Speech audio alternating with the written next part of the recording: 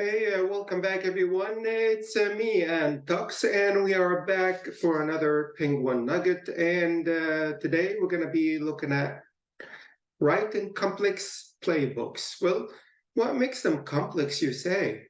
Uh, Being able to include or import files into your playbook. Well, what kind of files, you say? They can be task files, or they can be files that contain another playbook or another play. So imagine you have the ability to create one master play, okay? One master playbook. And the reason we're calling it a complex playbook or a complex master playbook is that we are able to use the import and the include functions to make that master playbook very pluggable, very modular. Well, how so? I can grab a task file and I can include it into that master playbook. I can grab a play file and include it into that master playbook. You will find that if you can master the indentation, as always with the YAML code, you'll find it to be very, very useful. Also, bear in mind that for this to accomplish its intended purpose, of using, include task files or including play files, you have to make those files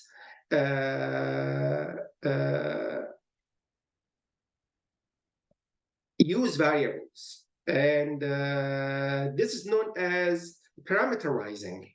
Parameterizing your task files, parameterizing your play file. So instead of explicitly using specific service names or specific package that you want to install or download, or a specific port that you want to manage security-wise, or a specific user that you want to modify. Make those task files or play files that you are going to include in your master play book. Make them highly parameterized. And that's by creating variables. So let's see, here is an example. Again, one more time, this is an entire hands-on exercise in one screen. Stop, pause, zoom in on individual sections of the screen, right? Until you grasp the command, the syntax of the command, the output of every single command, okay? So let's get started. So notice here for this particular project, I have in my Ansible projects subdirectory, I have multiple subdirectories. And for this exercise, right, per the Ansible recommendation, I created a subdirectory for tasks. Why? That's where I'm going to save my task files. So if I have a file that has a list of tasks, I'm going to save it in this subdirectory.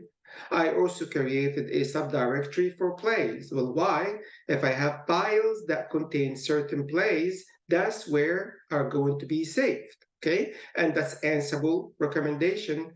Just like in previous labs, we showed you the importance of having a directory for your group vars, and another separate directory for your horse vars, and another separate directory for templates, so you can save your Jinja templates, and so on. Okay, so just wanted to, this is the output of the tree command, and I used the DIRS first option. So tree command minus DIRS first to show directories first, right? And I just grab the top of the output, okay? And here you can see what's inside. So I'm going to step into my tasks subdirectory, right? And you can see here, this is my current place in the file structure.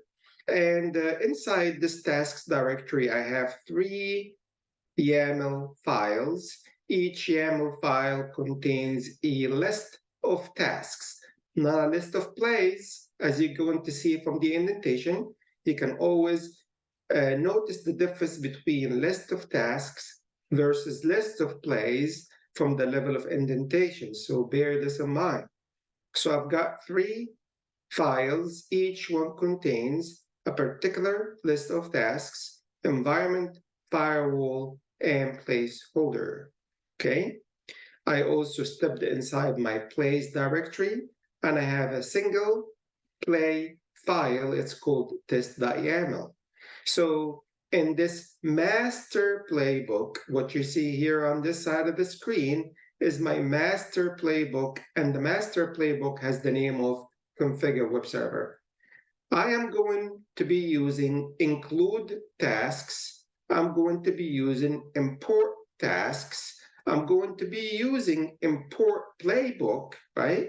And to make this master playbook file do a whole lot more, right? And if you notice here, just try to make the connection between what you see on this side of the screen, right? And what you see here in the playbook. Anything that is referenced in the master playbook file, try to draw the connection to it from this side of the screen, okay? So in this case scenario, we are looking at creating a playbook called the configure web server. We're going to run this playbook against our Ansible 1 host, which is identified in our inventory file. And we're starting with tasks. And notice here, instead of listing names of, normally when you say task, give me a name of the task, and you show me the name of the module you want to use, from a specific Ansible collection. But notice what we're doing this time around. Under the task section, I'm going to call on a task file. And I do this by using the include underscore tasks. And I'm pointing to its location, which is inside my tasks subdirectory. Okay. Now remember the recommendation to make your tasks file, right?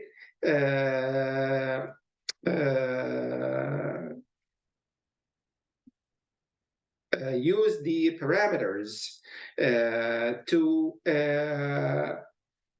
allow you to use variables, and depending on what you're trying to do, you can change the value of those variables to include different packages and different services. Okay.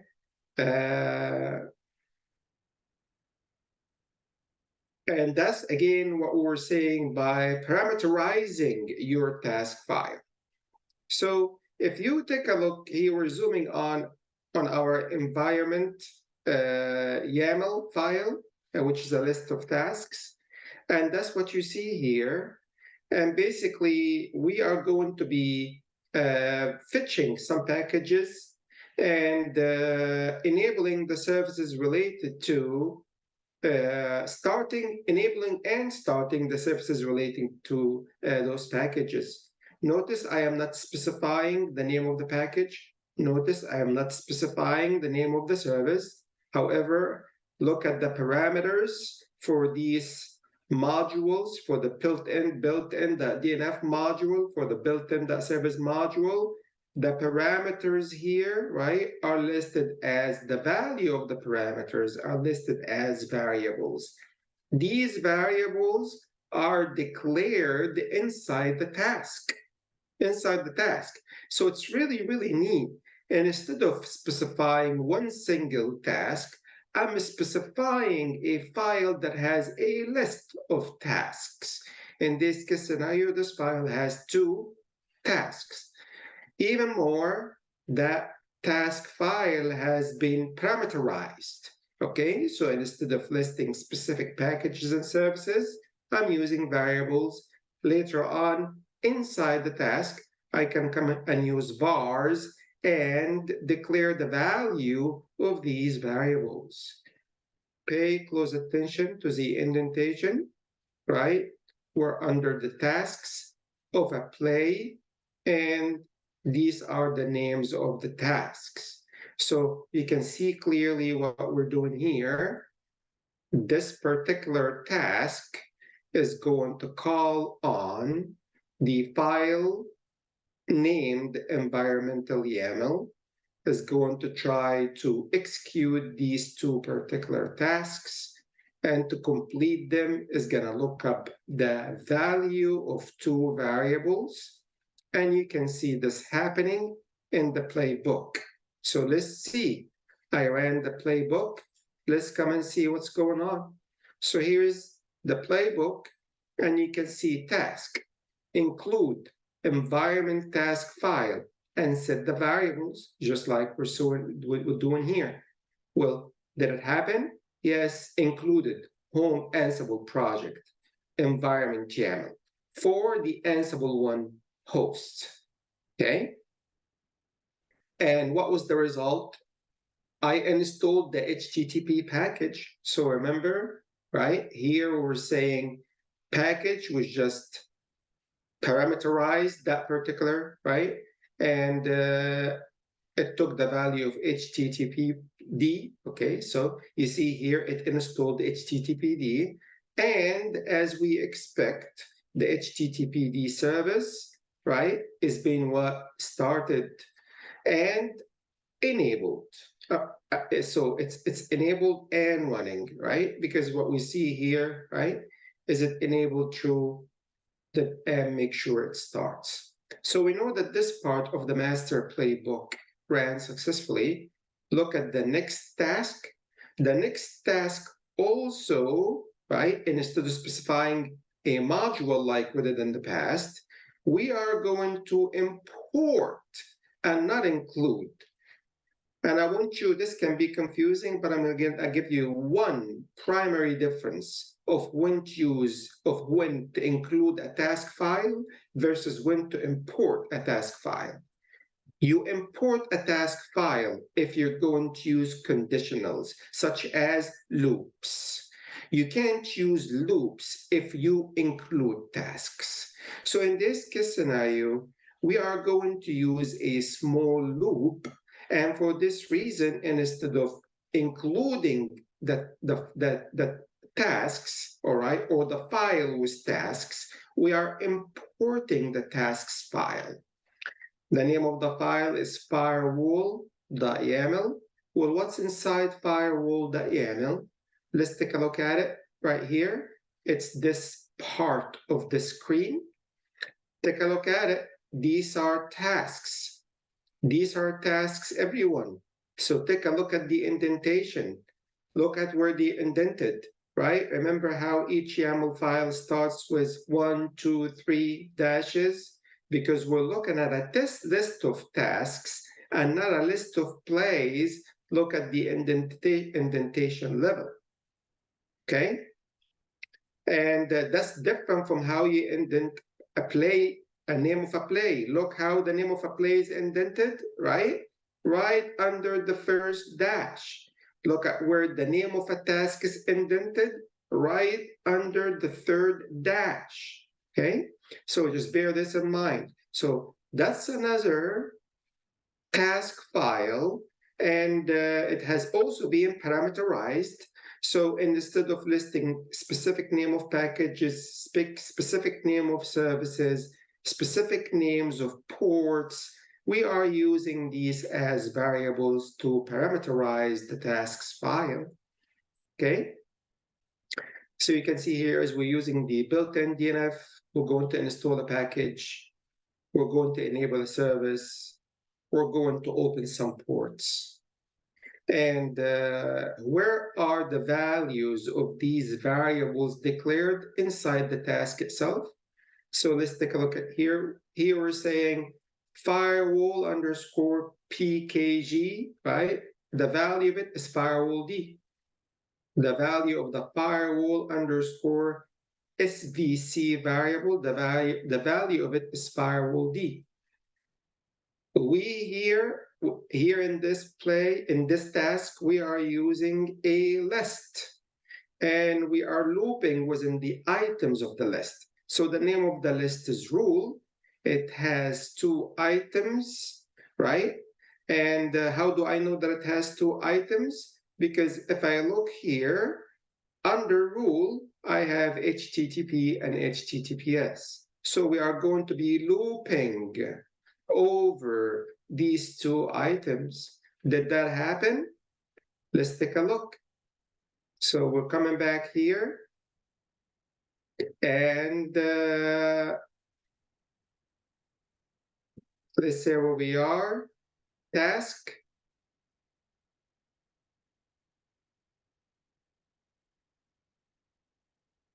Import the firewall task file and set its variables. Okay, so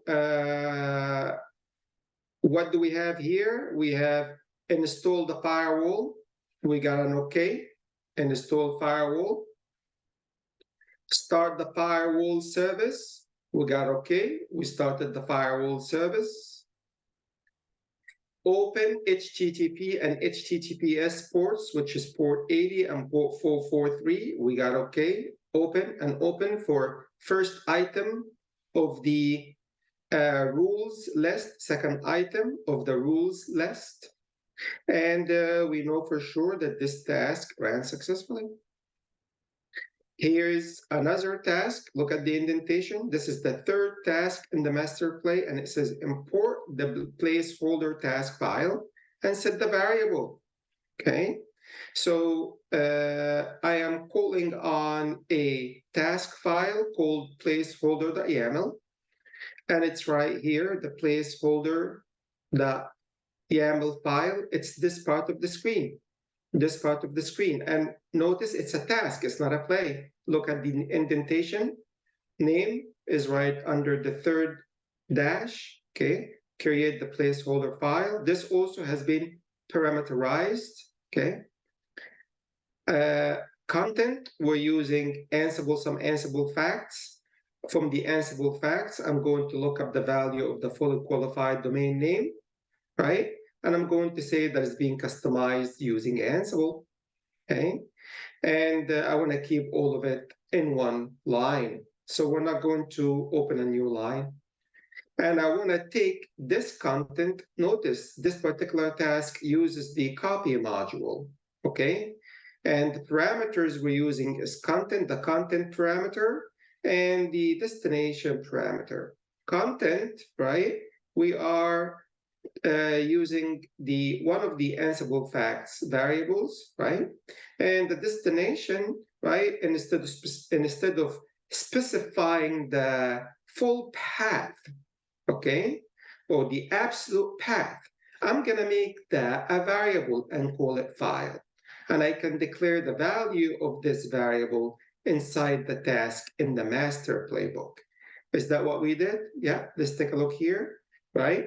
I'm gonna come here and I say, import tasks, vars. Well, what is the value of the file variable? The location, the absolute path is var www.html index.html, which is the default home directory for your web server, the default page, okay?